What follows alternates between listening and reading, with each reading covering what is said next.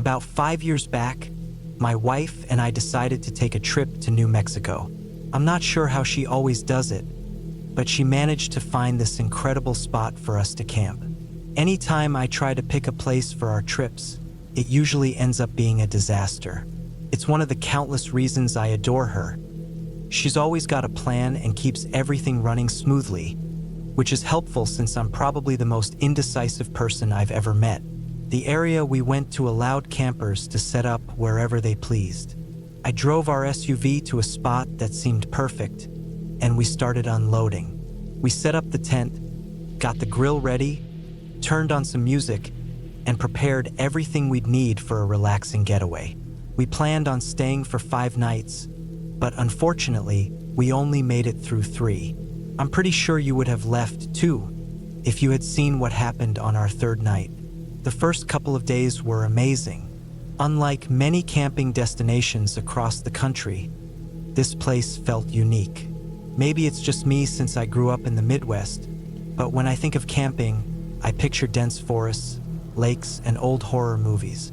Instead, this place was filled with dry hills, sand, and plants I'd never seen before. It was a completely different landscape from what I was used to, but I fell in love with it instantly. I made sure to enjoy every single moment. The best part about this trip, though, was how empty it was. For 3 days, we didn't come across a single soul. To some people, that might sound unsettling, but to us, it was perfect. Then came the 3rd night. That day had been just as great as the others. We spent it hiking through some trails and were more worn out than usual. We decided to take it easy in the evening, so we turned in early. I remember checking the clock just before I drifted off to sleep. It was around 9 p.m. A few hours later, I was startled awake by my wife shaking me. Confused, I asked what was wrong. She didn't say anything, just put a finger to her lips to signal for me to be quiet, then pointed outside the tent. I stayed still, listening, though at first I wasn't sure what I was supposed to hear. Eventually, she mouthed something like, "I think there's an animal outside." Couldn't help but chuckle a little. I thought it was cute that she was so spooked by an animal. In hindsight, that was a dumb reaction, considering the number of wild animals in that area that could easily hurt us if they wanted to. I listened again. First, I heard nothing. Then I caught it, a growl. It was the strangest growl I'd ever heard. I'm no expert on wildlife sounds, but it didn't sound deep or aggressive like you'd expect from a bear. Instead, it was almost weak, like something trying but failing to sound threatening. For a second, I thought maybe it was a sick animal, like a coyote with rabies, which I'd read about before. Whatever it was, its footsteps sounded light, which meant it wasn't very big. Still, I didn't want to take any risks. I waited until the creature sounded like it had moved a little farther from the tent. Then, I quietly unzipped the door and whispered to my wife to make a run for the truck. When I unzipped the tent completely, we didn't see anything. We both hurried to the truck, and as soon as I unlocked the doors, we climbed inside. From the safety of the truck, we sat silently, staring out through the tinted windows, trying to spot whatever had been making that noise. Minutes passed, but we didn't see a thing. The campsite was completely still. I knew something had been out there. We'd both heard the footsteps, and we'd both heard that growl. My wife eventually started dozing off again, but that's when I saw it. I jolted her awake, shouting in panic. It wasn't an animal at all. It was a man. He looked wild, long, messy hair and a scraggly beard.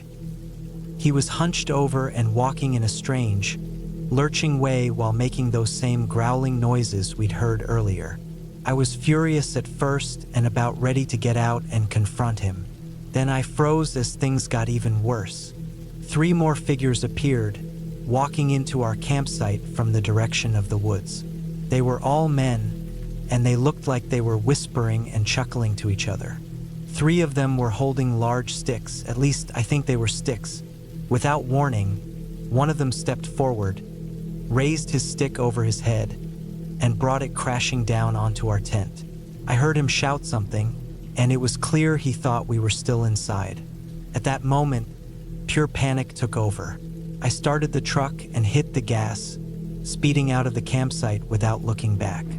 I didn't care what those men were doing or what their intentions were. I just wanted to get as far away as possible. Once we got back into an area with phone service, my wife called the police. She explained everything to them, and I think she ended up talking to a park ranger or someone similar. A few calls came in from law enforcement, but we never went back to retrieve our tent or any of the gear we'd left behind.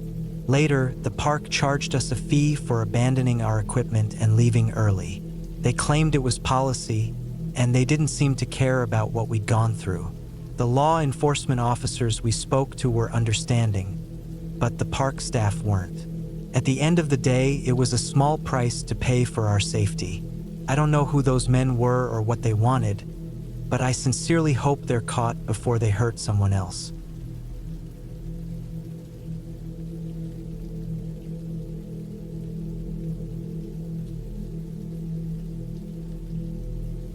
A lot of people can't stand the city, but I'd still pick it over the wilderness any day, especially after what happened to my friends and me about a year ago.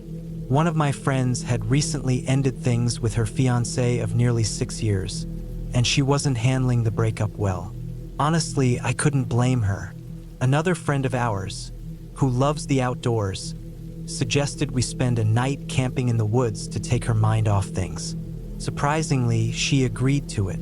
The three of us found a cozy little cabin out in the middle of nowhere and booked it for one night. I was actually looking forward to a girls' night out that didn't involve the city or dressing up for a change. But, as I expected, my recently single friend got bored not long after we arrived. She started searching for nearby places and came across a small bar in a nearby town. She convinced us to go check it out, which honestly felt more like my kind of camping anyway. I joked with the others about that on the way there. The bar was as low-key as it gets, just a handful of locals hanging around, which was a nice break from the busy city nightlife. At one point, my friend struck up a conversation with this man sitting at the bar. He was older, middle-aged maybe, but he had that rugged kind of charm. I don't know if it was the drinks or her breakup blues, but she was really laying on the flirting. This went on for a while, but eventually, she walked away from him and told us she was ready to head back to the cabin. On the way back, we teased her about her new bar friend, but she just brushed it off, saying it wasn't anything serious. Once we got back to the cabin, we each had a glass of wine and decided to call it a night.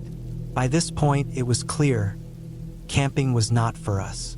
None of us enjoyed being stuck in a tiny cabin with no Wi-Fi and nothing to do. I know our outdoorsy friend had good intentions, but the whole thing was kind of miserable.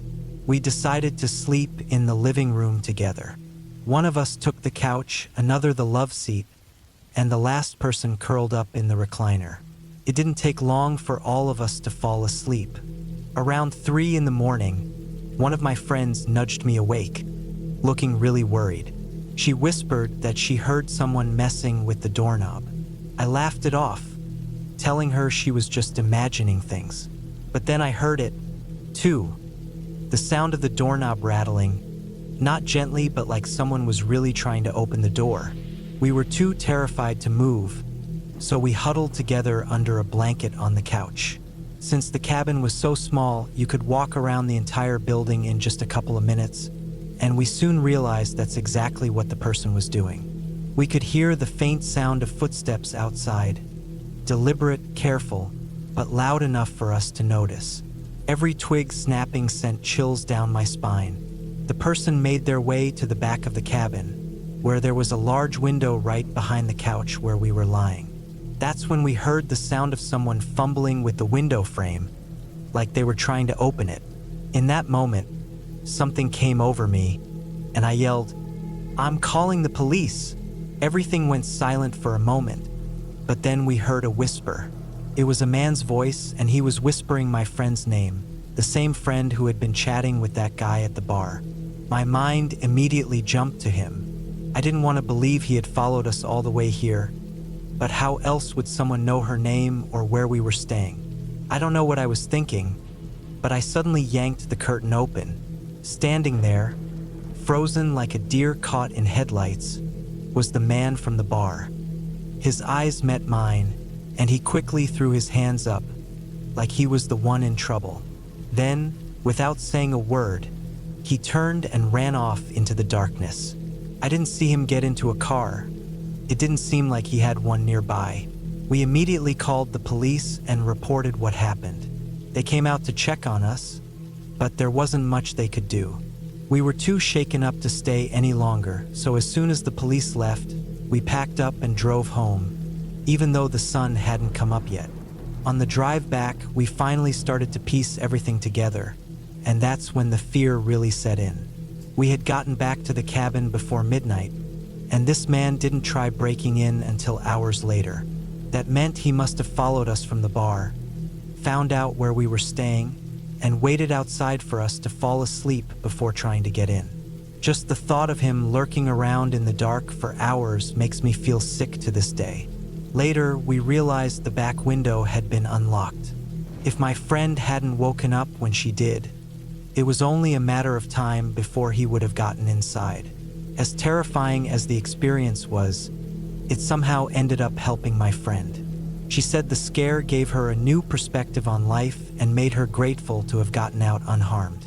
That trip turned out to be a wake-up call for her, and it helped her start moving forward after such a tough breakup.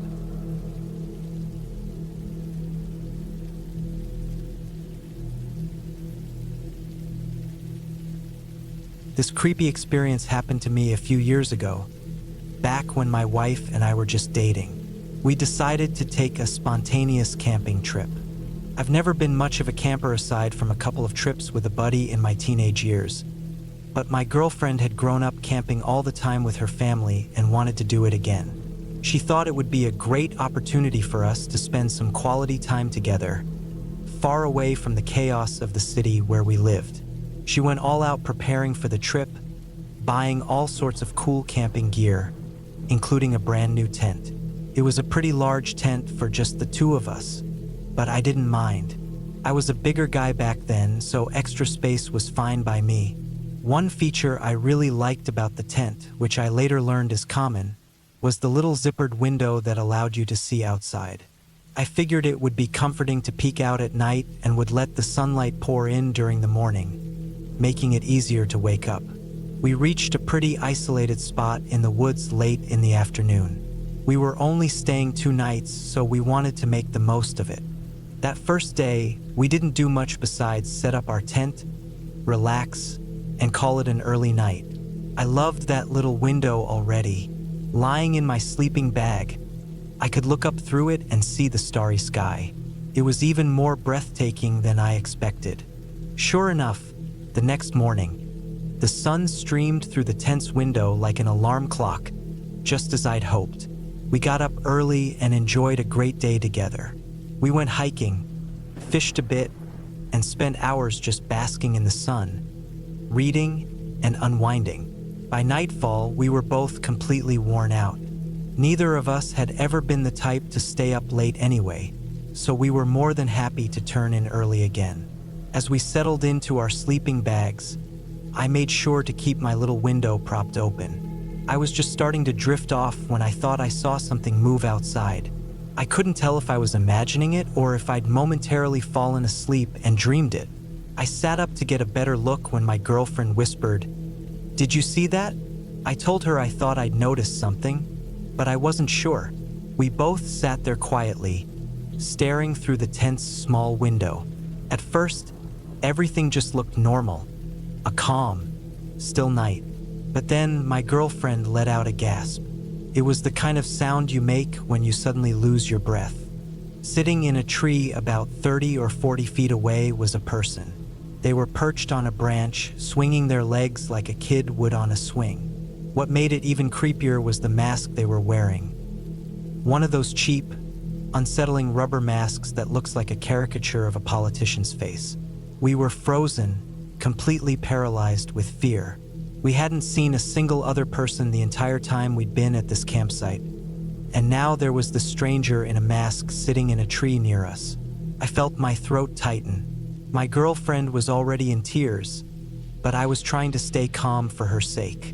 For what felt like 5 minutes, the person just sat there, kicking their legs casually. Then they jumped down from the branch. They didn't come toward the tent, but they didn't leave either.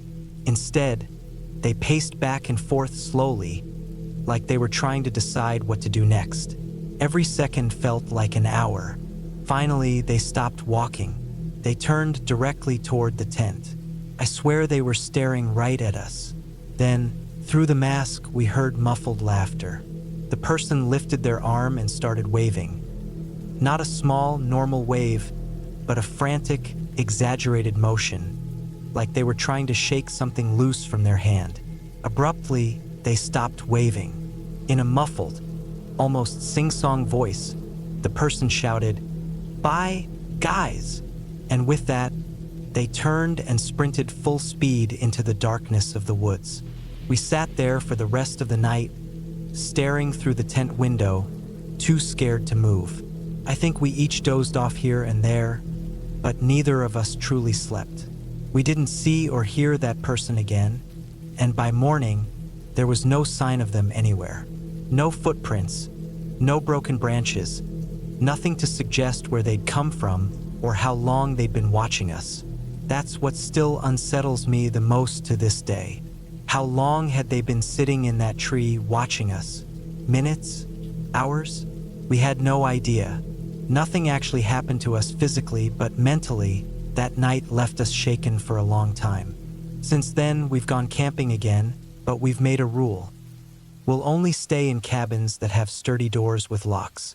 It's just not worth the risk.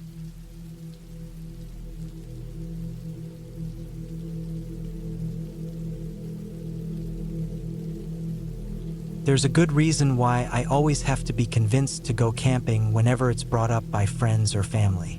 It's not that I dislike nature or the outdoors. I just really prefer sleeping in a real bed instead of on the ground in a tent. That particular year, my boyfriend finally talked me into a trip by promising we'd stay in a cabin instead. A bed was non-negotiable. I still pushed for a beach getaway, but I was at least happy to know I'd get a proper night's sleep. The group included me, my boyfriend, and 2 other couples. The 6 of us rented a lovely, secluded cabin deep in the woods, just a short walk, maybe 100 yards or so, from a beautiful lake perfect for swimming. I didn't want to admit it, but once we arrived, I was starting to feel excited about the trip. The first day was incredible. We spent hours exploring trails, swimming in the lake, and ended the evening grilling steaks and enjoying each other's company. It was the perfect start. That night, we all turned in around midnight. I didn't sleep well, though. I kept hearing strange noises outside, soft sounds like footsteps, but I convinced myself it was just my imagination. After all, it's normal to hear odd sounds when you're staying in the woods. The next morning, we were getting ready for a hike when a cheerful voice called out from behind us, "Hey there! How are you all doing?" Startled, we turned to see a man approaching us. My boyfriend, who's always friendly, started chatting with him right away. The man introduced himself as Larry and explained that he was very familiar with all the trails in the area. The conversation wasn't alarming, but it did feel a little off. Larry told us he lived nearby, heard voices while out hiking, and wanted to stop by to make sure we were settling in okay. I thought it was a kind gesture at the time. He was a big guy, easily over 6 feet tall, with a noticeable belly, wearing jeans, hiking boots, and carrying a backpack. He looked like any other outdoorsy local. We thanked him, and he gave a hearty laugh before wandering back into the woods. Later, as we started our hike, we joked a bit about Larry and the odd encounter. That afternoon, we decided to cool off at the lake again. While lounging on the dock and soaking up the sun, that same voice rang out from the trees, "There you are!" We all flinched. It genuinely startled us. Turning, we saw Larry standing near the edge of the dock, grinning. We asked what he was doing there, and he again claimed he was just wandering through the area and happened to spot us. My boyfriend shrugged it off and made small talk with him, but I could tell that Tina's boyfriend and I were uneasy. Throughout the conversation, Larry kept nodding, laughing, and glancing around. He ended the chat with a few mumbled, "Okay, S," and wandered off again. It was strange, but not outright terrifying, at least not yet. That evening, we sat around the campfire sharing spooky stories, and for some reason, I couldn't shake my uneasiness. Suddenly, Larry burst out of the bushes, shouting, "Here I am!" and laughing like it was all a big joke. We screamed, completely caught off guard. My boyfriend was furious and immediately snapped at Larry, telling him to leave us alone and head back home. He explained that sneaking up on people like that wasn't funny and that Larry was lucky none of us reacted instinctively to defend ourselves. Larry looked genuinely hurt and muttered something about trying to give us some memorable moments before stomping off down one of the trails. For a moment, I almost felt bad for him, until I remembered it was past 11 p.m. What reason did he have to be wandering around near our cabin at that hour? The whole experience ruined the mood, and we ended up heading inside not long after. We spent the next while tidying up since we planned to leave first thing in the morning. Once in bed, I confessed to my boyfriend that the whole situation with Larry had left me with a bad feeling. I couldn't stop thinking about the noises I'd heard the night before and wondering if Larry had been lurking outside. That night, I lay wide awake. At some point, I started hearing soft footsteps and even breathing near the window. I shook my boyfriend awake and begged him to check. Annoyed at first, his demeanor shifted instantly when he peeked outside. His face turned ghostly pale as he whispered that someone was pacing near the cabin, and he thought it was Larry. Trying to stay unnoticed, I glanced out too. Sure enough, Larry was there, muttering to himself and pacing back and forth. His words were incomprehensible, almost like he was arguing with himself. Then he tried the cabin door. When it didn't budge, he began hitting his head with his hands, clearly upset. After several tense moments, he eventually disappeared back into the darkness of the woods. We were terrified but didn't know what to do. My boyfriend called the cabin's owner and told him we'd also be calling the police. A patrol car arrived not long after, and we described everything that had happened over the past 2 days. The officer listened, but his reaction was unconvincing. He nodded along, but it felt like he didn't take us seriously. At that point, we gave up on sleep. We packed our things, made coffee, and stayed awake until sunrise. As soon as daylight broke, we loaded up the van and started heading home. On the main road, we saw Larry again. He was walking alone, still mumbling to himself and occasionally hitting his head. We called the dispatcher to report seeing him, explaining he'd been outside our cabin trying to break in. That was the last we heard of it. I still don't know if the police ever found Larry or if he disappeared back into the woods. I'm not even sure if he really lived nearby or if he was just some unstable person wandering around. I'm just grateful nothing worse happened. But after that experience, everyone else can go camping without me.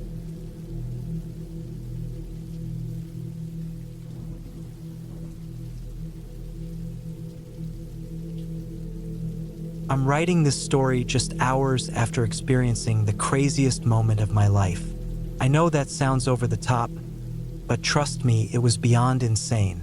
My family and I just arrived at our campsite for the week, and I can't shake this on-edge feeling, constantly looking behind me, even though I know we're probably safe. Just bear with me as I try to recount everything, since it all just happened and I'm still trying to process it. Late last night, my family and I left home to begin our week-long camping trip. Our 2 kids were thrilled to finally come along on one of our outdoor adventures. My wife and I had been taking trips like these for years, but we waited until the kids were old enough to bring them along. That time had finally come. We started the 6.5-hour drive shortly after midnight. Once the initial excitement settled and the in-car karaoke session ended, everyone but me fell asleep. I didn't mind. It gave me the perfect opportunity to catch up on an audiobook I'd been neglecting for months. I was surprised when we were nearly at our destination and realized everyone had stayed asleep for most of the ride. Occasionally, one of them would stir, mumble something about how much longer we had, and then drift back off. About 40 minutes before reaching the campsite, the worst happened: a flat tire. It's every driver's nightmare, especially on vacation. Luckily, I had a spare, so it wasn't a huge problem, just a frustrating setback. I remember feeling a moment of panic when I briefly lost control of the truck as it slid to the side of the road. Somehow, my family stayed asleep through it all. I quietly got out of the truck, pulled the spare from under all our packed gear, and started changing the tire. As I worked, I couldn't help but wonder what I'd hit.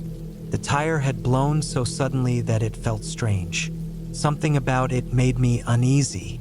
I was nearly finished replacing the tire when I heard someone lightly clear their throat behind me. It sounded like my wife, but when I turned around, I saw a short woman standing there. Her tangled dreadlocks framed her face, and she had a tattoo of a flower running up the side of her neck. "Hi there," she said softly, smiling in a way that felt unsettling. "I'm April. Need a hand?" I hesitated, then replied politely, "Oh, no thanks, April. I've got it covered." Something about her put me on edge, but I didn't want to be rude.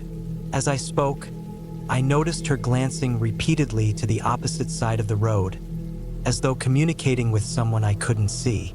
Each time I looked, though, no one was there. April kept insisting on helping me, her voice sugary sweet, and I kept politely declining. I began packing up my tools, eager to get back on the road. That's when her tone changed.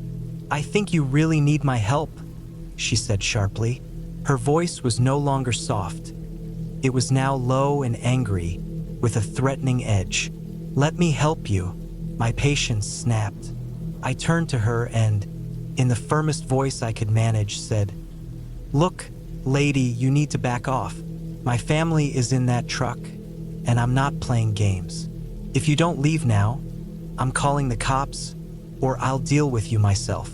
I expected the threat to scare her off, but instead, she just started laughing.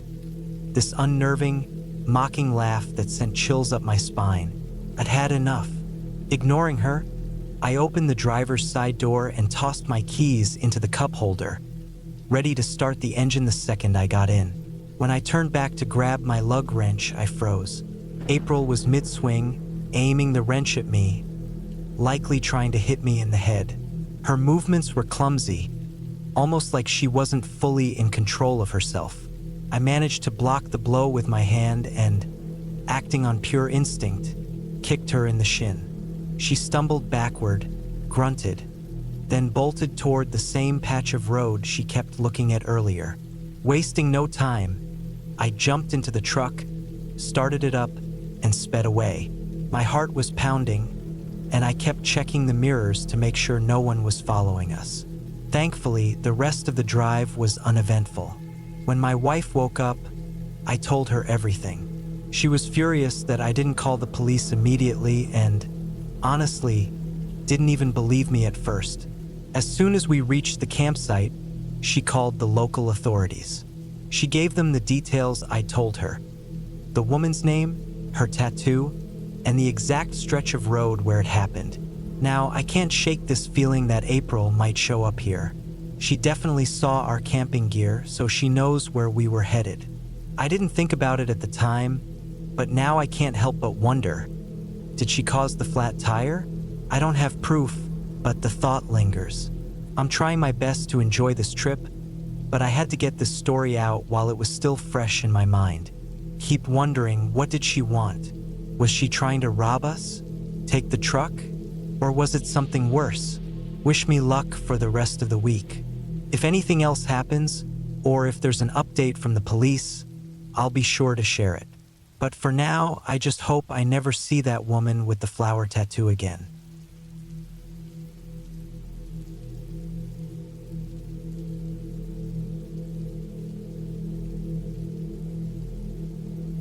The story happened about 14 years ago. My parents allowed me to invite two of my closest friends over for a backyard campout. They set up a tent for us, and my mom picked up lots of snacks while my dad ordered pizza and drinks before they headed out for their dinner plans. My friends and I were thrilled to hang out in the tent.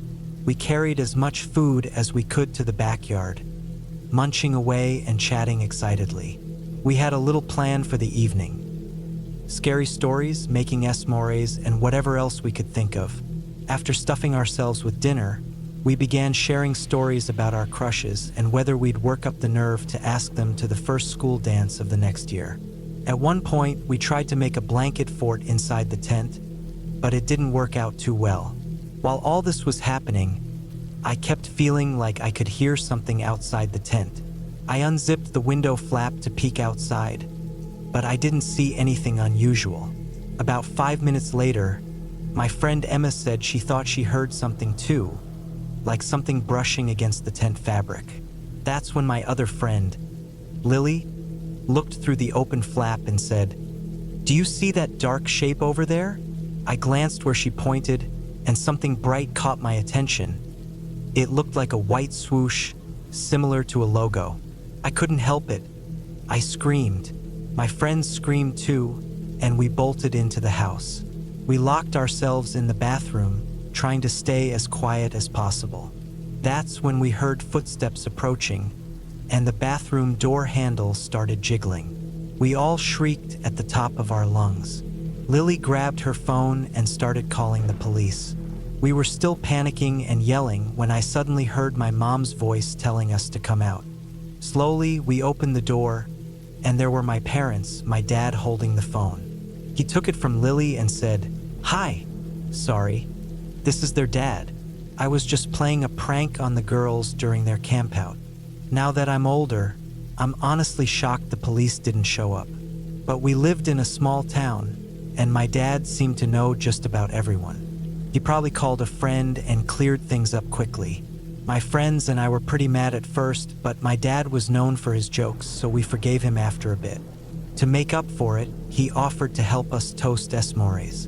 He played soft music, lit the fire, and kept asking if we needed anything from the house or the store. I think he felt really guilty for scaring us. Eventually, we got tired and went back to the tent. We lay there talking about random stuff until we started falling asleep one by one. I'm pretty sure I was the last one awake, trying to make sure everyone was comfortable. At some point, I dozed off, but I woke up suddenly to complete darkness and the sound of crickets outside. I thought I heard something, but I brushed it off as part of a dream. As I lay there, I could hear one of my friends snoring loudly and breathing heavily. It was so noticeable that I sat up to figure out which one of them it was. As I sat up, my face was level with the window screen, and I got this uneasy feeling, like earlier. Then I saw something move outside. Out of nowhere, the sound of the tent zipper opening filled the silence. Annoyed, I yelled, "Dad, stop it. That's enough. I want my friends to actually come over again." There was no reply. My friends started to stir from all the noise, so I said again, "Dad, seriously, cut it out." That's when I heard a voice, one that wasn't my dad's. It was much deeper, and it said, "How do you know it's me?" My entire body froze. The only thing I could think to do was grab my friends by their hands and pull them. I practically dragged them out of the tent, and we all ran straight inside. Nobody else screamed or said much.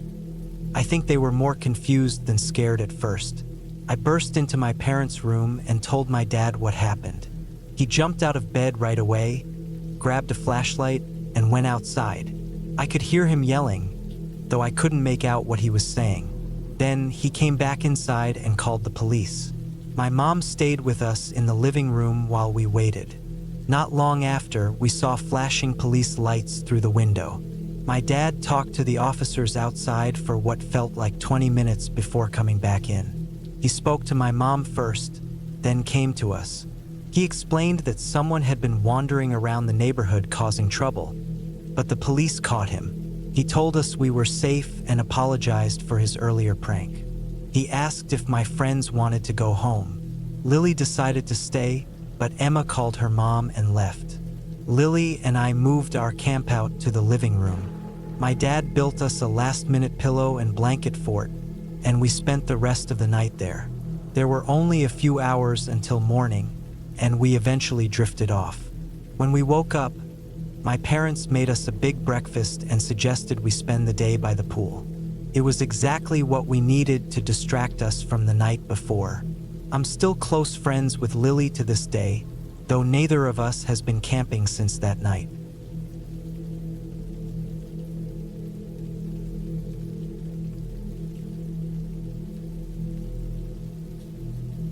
I can't believe it's been over a decade since this happened. Time really does slip by when you're not paying attention. This story is probably one of the strangest and most unsettling experiences of my life. Back then, it scared me more than I care to admit. At the time, I had just started dating my girlfriend. We had busy schedules, so we barely got to see each other. As a guy in my early 20s, I was desperate for more time with her. Just the two of us, but it felt impossible. I still lived with my family, and so did she, so privacy wasn't something we had much of. We hadn't been together long, but I was already frustrated. It felt like she was always busy with something, and I was just being squeezed into her plans as an afterthought. One weekend, I told her how I felt, and she explained that she already had plans to go camping with her friends. She apologized, but that didn't make me feel any better. I was upset, honestly on the verge of calling it quits. Later that day, after she'd left, she texted me out of the blue, saying her friends had said I could come along if I wanted. I'm not a fan of camping at all, but I wasn't about to turn down a chance to spend time with her. The campsite was only about a 45-minute drive from where I lived, so I packed up a bag and hit the road. When I arrived, it wasn't quite what I pictured. It wasn't the isolated, deep in the woods kind of camping. It was more like a big open field surrounded by trees, with dozens of other campers set up nearby. It didn't feel private or adventurous, at least not the kind of camping I imagined. Once I got there, I met her friends for the first time. They were great, super friendly and outgoing. Basically the total opposite of my girlfriend, who was quiet and a little reserved. We all clicked pretty quickly, though, and I found myself actually looking forward to hanging out that night. While we were sitting around chatting, I noticed a bunch of trails leading into the woods. Curious, I wandered down one and realized just how big the area was. Finally, it felt a bit like what I'd imagined camping should be. Later that evening, we grilled some food on a small portable barbecue and played cards until the sun went down. After that, we sat around, drinking beers out of special cups since alcohol technically wasn't allowed. Around 11 p.m., a pair of people showed up, park staff, I think, or maybe just campsite managers. They walked up with their flashlights shining aggressively and asked why we were still awake. We all kind of laughed, thinking they were joking. One of my girlfriend's friends, who had a bit of a cocky attitude, said something like, "Why wouldn't we be awake? It's our weekend off. We're here to have fun." That set one of the staff members off. In an angry tone, she shot back, "There's a strict curfew at 10 p.m. Lights out. No exceptions." We thought she was kidding. My girlfriend's friend, not one to back down, retorted, "We paid for this site, and you're telling us we have to go to bed? Seriously? Get out of here." The woman wasn't having it, though. She practically shouted at us like we were kids, telling us to get in our tents and go to sleep. At that point, we were all irritated, but we reluctantly agreed. One of the friends suggested we meet quietly in his tent to keep playing cards, but the woman must have overheard because she spun back around and barked, "Lights out means no lights, no cards, no talking. Go to sleep. If I catch you up again, you're gone." It felt ridiculous, like we were in some kind of juvenile detention camp. Everyone grumbled as we went to bed. Honestly, the only reason we didn't push back harder was that we'd been drinking, and none of us were in any shape to drive if we got kicked out. Eventually, everyone fell asleep except for me and my girlfriend. We stayed up, enjoying what little time we had together. Then, out of nowhere, she suggested something that surprised me: sneaking onto one of the trails for some real alone time. As a young guy in my 20s, I wasn't about to say no to that. We quietly slipped out of the tent and made our way onto one of the trails. Once we were far enough in, we finally got some privacy, but it didn't last long. Out of the silence, a man's voice suddenly called out, "Hey!" We both froze, not moving an inch. At first, we thought it was another park staff member, so we stayed completely still, hoping he'd just go away. Then the man spoke again, his voice low and strange. "I know you're out there. I just want to say hello." My girlfriend and I exchanged confused looks. What was that supposed to mean? I cautiously peeked out from behind a tree, and even though it was nearly pitch dark, I saw him. Standing on the trail with a tiny flashlight was a man, a short, odd-looking guy in a baggy white t-shirt. Unfortunately, he noticed me right away. He stood up straight, grinned in this unsettling way, and said, "Hey, buddy, I've got something for you." Everything about him felt off. I didn't reply. I couldn't even think of what to say. Then he added, "I've got all this cash on me, and my ex-wife's gonna take it. I want to give it away before she gets it. Come grab some, will ya?" He held out his hand, but there was nothing in it. He was still a good 20 feet away, but I felt every nerve in my body screaming to get out of there.